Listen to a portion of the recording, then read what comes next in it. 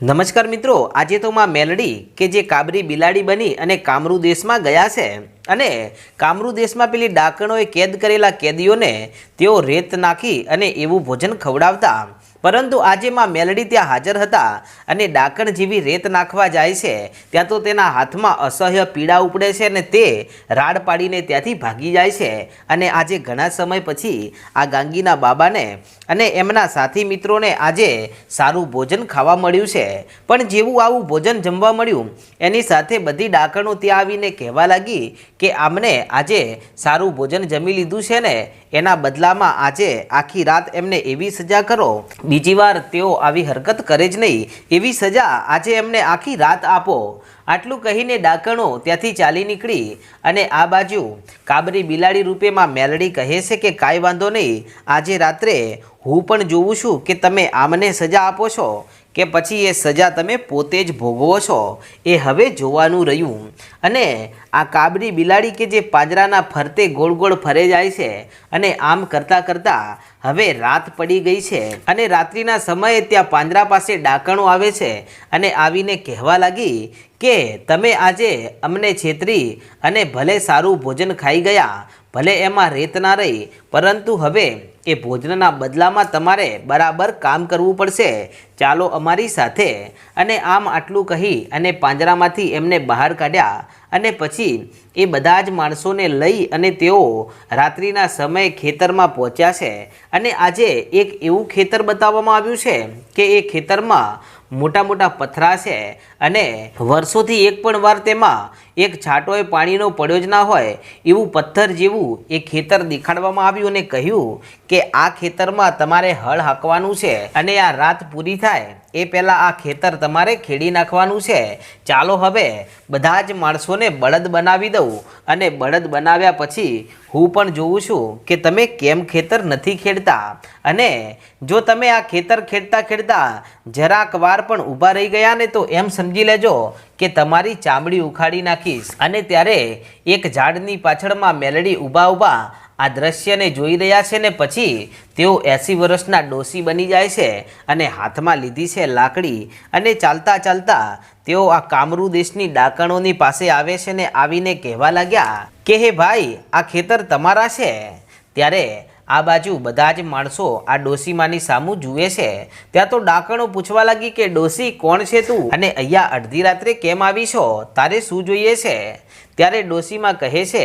કે હું તો એમ જ અહીંયાથી નીકળી તો મને થયું કે અહીંયા માણસો ઊભા છે તો લાય એમની પાસે થોડીક વાર જાઉં અને એટલા માટે અહીંયા આવીશું, પણ તમે અહીંયા ભેગા થઈને શું કરી રહ્યા છો?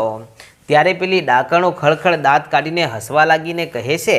કે જુઓ, આ જેટલા પણ માણસો છે ને એમને અમે અમારી કામરૂ દેશની વિદ્યાથી હવે બળદ બનાવીશું અને બળદ બનાવી અને આ પથ્થર જેવી જમીનમાં એમને આખી રાત હળ હાંકવાનું છે।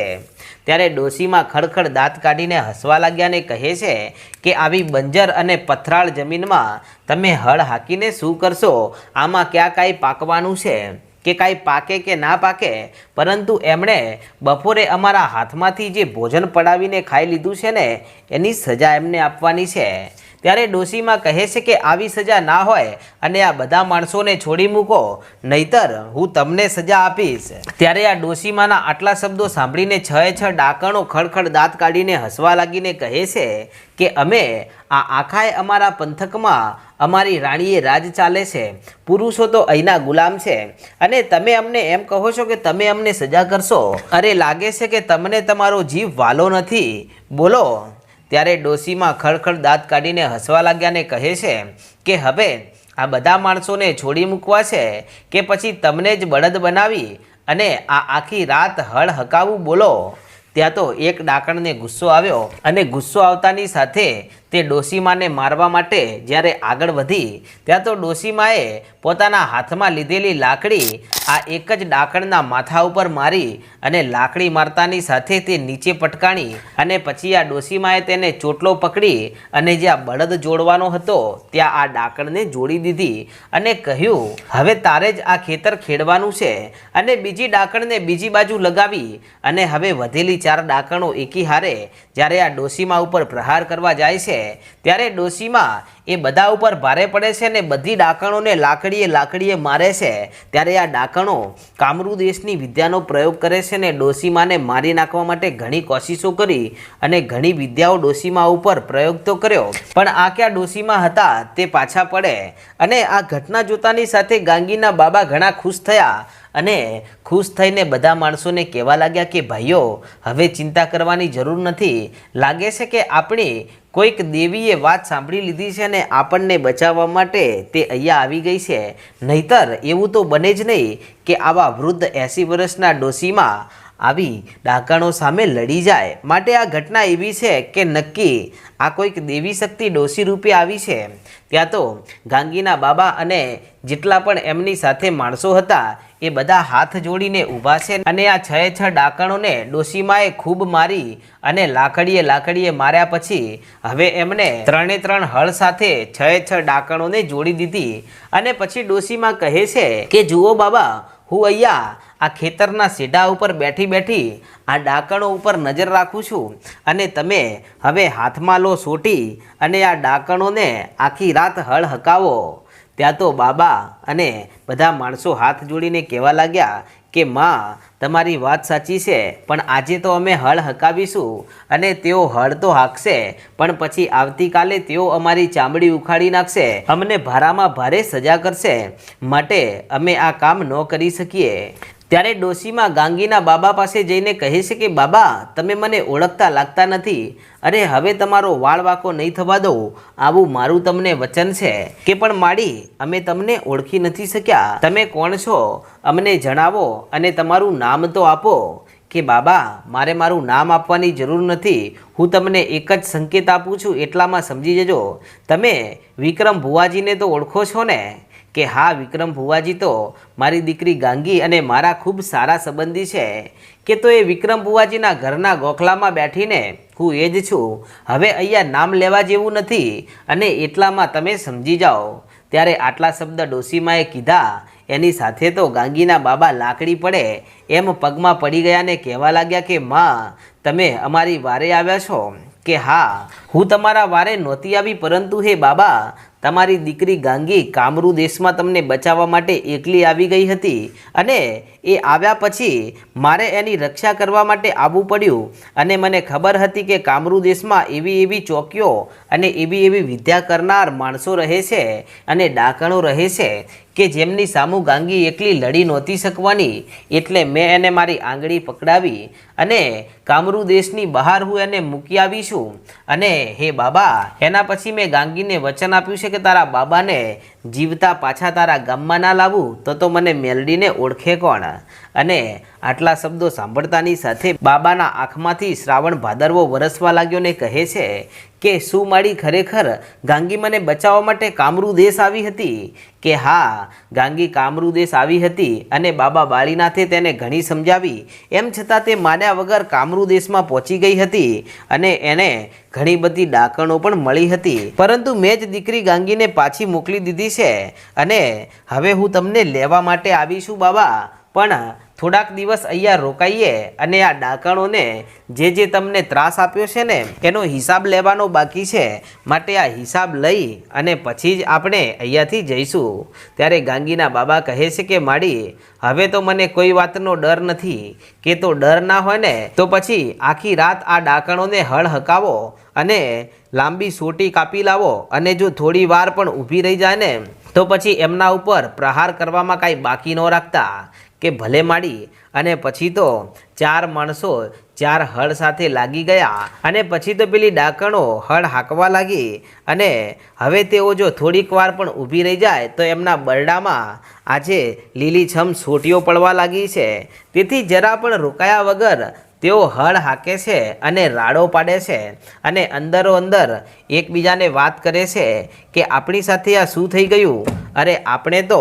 આ બાબાને અને આ જેટલા પણ કેદીઓ છે ને એ બધાને સજા કરવા માટે અહીંયા આવ્યા હતા, પરંતુ આ સજા તો આપણે જાતે જ ભોગવવી પડી છે અને લાગે છે કે આ ડોશીમાં કોઈક અવતાર છે ને તેઓ આપણા ઉપર આમ ભારે કેમ પડે છે, લાગે છે કે કોઈ શક્તિ આપણા ઉપર હાવી થઈ ગઈ છે ને આ વાત આપણે આપણી મહારાણીને કરવી પડશે, પણ આપણે અહીંયાથી નીકળવું કેવી રીતે?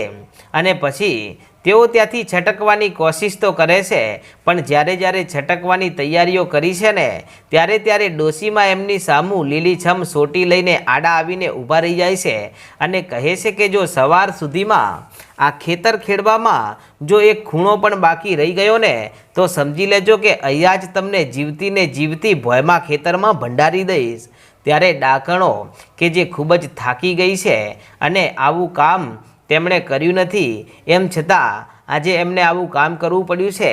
અને ગાંગીના બાબા હસી રહ્યા છે અને બધા કેદીઓ પણ હસી રહ્યા છે કે આજે તો મજા પડી ગઈ ડોશીમાં. અને લાગે છે કે હવે આ ડાકણોને ખબર પડશે કે ખેતર ખેડવામાં કેટલી મજૂરી થાય છે અને તેઓ અમારા ઉપર આટલા અત્યાચાર કરે છે એનો પણ જવાબ આજે એમને મળી જશે. ત્યારે અમુક ડાકણો તો કહેવા લાગી કે પાણી પીવડાવો, અમને તરસ લાગી છે અને થોડુંક પાણી પીધા પછી આગળનું ખેતર ખેડીએ. આમ કહીને તેઓ જેવી ત્યાં થોડીક વાર રોકાણી એની સાથે તો ફરી પાછળથી બરડામાં લીલીછમ સોટીઓ પડવા લાગી અને ગાંગીના બાબા કહે છે ખબરદાર જો કોઈએ પાણી માંગ્યું છે તો, અને જો એક પણ ડગલું ઊભું રહી જવાની હિંમત કરીને તો એમ સમજી લેજો કે મારીને તમારી ચામડી ઉખાડી નાખવામાં આવશે. અને પછી તો આખી રાત આ ડાકણોને હળ હંકાવવામાં આવે છે અને સવાર પડવામાં હવે થોડી જ વાર છે અને આખરે આ 6 ડાકણોએ આ ખેતર ખેડી નાખ્યું. અને ખેતર ખેડી નાખ્યા પછી હવે આ 4 હળને લઈ અને હવે આ માણસો બહાર આવ્યા અને ડોશીમાને કહે છે કે માડી જુઓ આખું એ ખેતર એમની પાસે તમે ખેડાવી દીધું છે, હવે એમને છૂટી કરીએ. ત્યારે ડોશીમા જાતે આ 6 ડાકણોને જે હળ સાથે બાંધેલી હતી ત્યાંથી છૂટી કરી અને છૂટી કર્યા પછી તેઓ ત્યાંથી ભાગી જાય છે. ત્યારે ગાંગીના બાબા કહે છે કે માડી અમે શું કરીએ? કે તમે ચિંતા કરશો નહીં, હું હમણાં આવું છું અને હવે તમને લેવા માટે બીજી ઢગલો ડાકણો અહીંયા આવતી હશે. હવે તમે પાંજરે પુરાઈ જાઓ અને આગળની શરૂઆત હવે આપણે બીજી રાત્રે કરીશું. અને